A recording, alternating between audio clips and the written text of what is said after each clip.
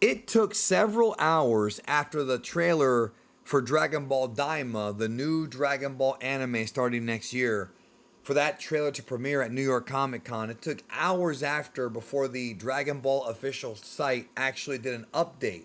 And I was surprised, and I still am surprised, that it took this long. So on today's video, we're going to look at the update that's given to us from the official Dragon Ball site and maybe clear up some more information about this new series starting in 2024. Now, once again, leave a like if you're stopping by. It does help out the channel. I really appreciate it. If the information I give you in this or any other video is beneficial, leave a super thanks. That would be, obviously very gracious of you, and I appreciate it. Share it out, and if you're new, you know what to do, man. Hit the subscribe button. This is the place to be for Dragon Ball manga, anime, and movie news. And now we're going to be talking about Dragon Ball Super and Dragon Ball Daima pretty much at the same time, man, because the manga is not ending.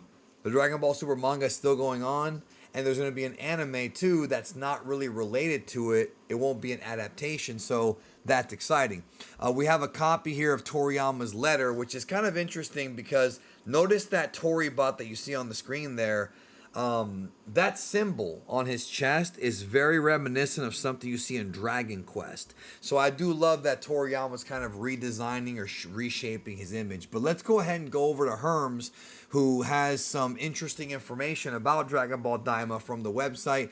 This is in Japanese, and I trust Herms, the translator. First of all, he talks about like the basic story or whatever, and all that. We're gonna talk about that here in just a moment. So Herms basically says that the English translation for what Toriyama wrote at New York Comic Con was pretty correct, but it says that Toriyama is doing the basic story, implying less than a full script, which I'm going to get into here in just a minute as to what that means. So the next tweet, he says, this is in context to films like Resurrection F or Superhero, where Toriyama is credited with the script, but sounds similar to the Super TV series, where he provided a synopsis that was expanded upon by the anime staff, with each episode having its own scriptwriter. So I talked about this a long time ago. Toriyama wrote the script for Resurrection F, Broly, and Superhero. Battle of Gods was written by Yusuke Watanabe with Toriyama's alterations, but the Dragon Ball Super anime and manga, even though Toriyama is still credited as the writer for the manga, he's really not. It's Toyotaro working with Toriyama. Toriyama, of course, can change whatever he wants. He does have superiority on that. The anime, however, has different Toei Animation writers writing out the episodes, right? Toriyama provided them, Herms calls it a brief synopsis.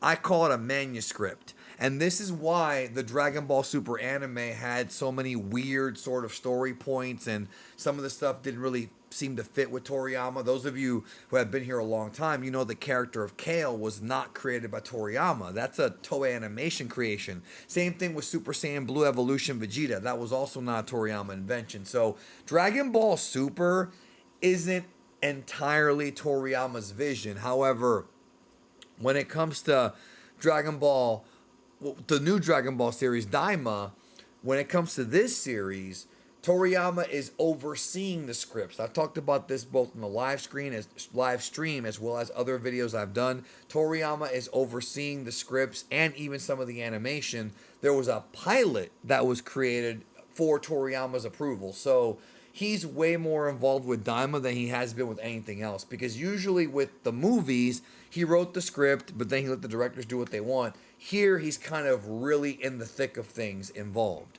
Now, I want to keep going here to what he says. He says, indeed, Daima is being referred to as a series, so it makes sense that its production would in some ways at least be closer to the Super TV series rather than the films, to the extent of anything about the Super Anime's production can be considered typical. Now, what Herms is talking about, because that could confuse some people, is that Dragon Ball Super was announced in April of 2015. Those of you who have been here a long time, you remember that.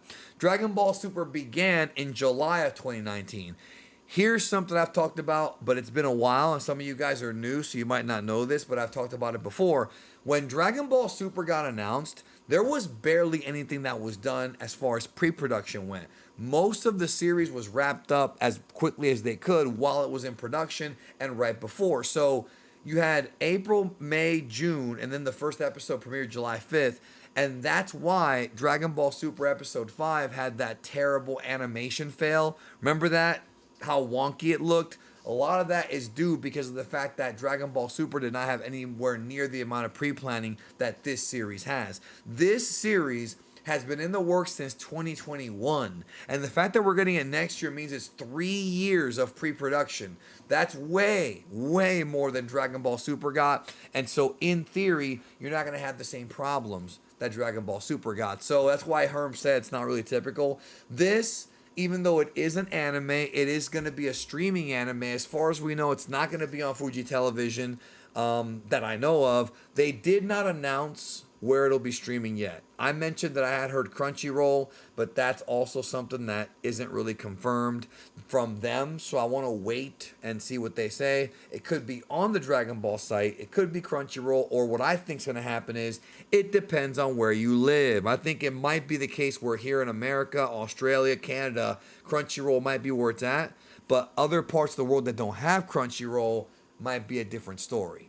I'm actually not sure if Australia has Crunchyroll. I think they do by now, right? I know for a while they didn't. So, again, that information, not out yet. Make sure you subscribe so you can get all the information right when I get it.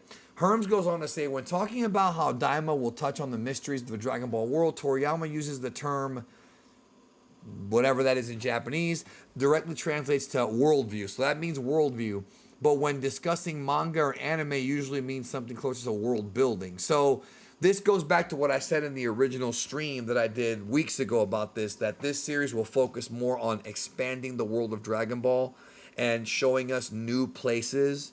And I mentioned that Supreme Kai and Goku are going to be going to different realms and things of that nature. So that, of course, is a big deal. We're going to find out a lot more about the Dragon Ball world at that time. Now, moving on, Herm says, in other words, Daima will presumably reveal new details about how the DB world is set up.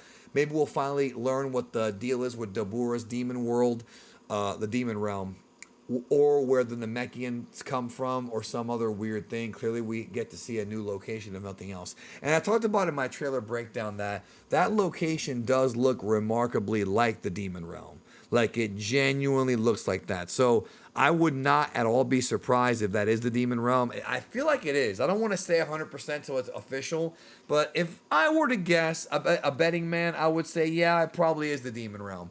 With that being said, though, Herms, just like us, we all want to see these things. We want to see the demon realm. We want to see the history of the Namekians. Maybe show us some of the other universes from Super. You know, there's still stuff that I would love to see explored that this show may actually explore. Obviously, I also would have liked to see like the Dragon Ball Super anime come back and adapt the manga, but to me this is actually more exciting. Not a big fan of the premise, but it's more exciting because I love lore and world building, and I love the way Toriyama's built his worlds. So I think it's going to be awesome to be able to see stuff that we've never seen before. Travel to new places we've never been to before. That's what made the original Dragon Ball so much fun. And you know what? GT was kind of fun for some of the episodes where they explored. So I do feel that way. We'll see what happens. Anyways, that's it for today. Take care, y'all, and I will catch you in the next video. Stay tuned for more when we get it.